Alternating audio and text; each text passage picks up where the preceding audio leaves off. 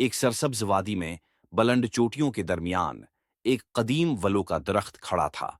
उसकी घमावदार शाखें हाथों की तरह फैली हुई थीं, जो जंगल के मखलूक के एक मुतहर्रिक बरादरी को साया और पुनाह फराहिम करती थीं।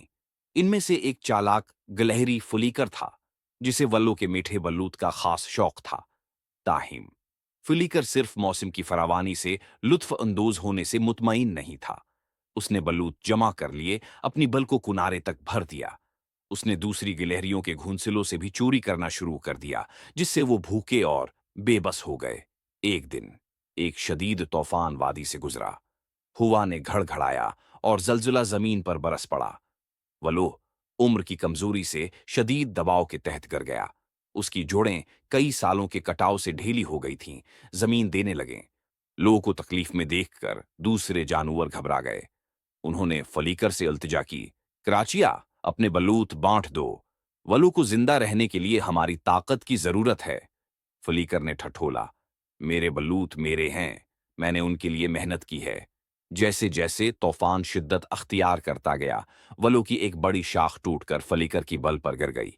उसका कीमती बलूत का जखीरा मलबे तले दब गया।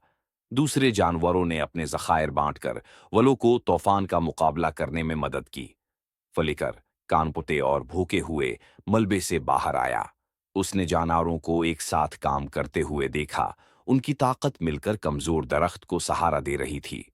उसे एहसास हुआ कि उसके खुद गर्जी ने न सिर्फ उसे बदकस्मती लाई, बल्कि पूरे कम्युनिटी को भी खतरे में डाल दिया। पशिमानी से भरे हुए फिलिकर ने दूसरे जानवरों से माफी मांगी।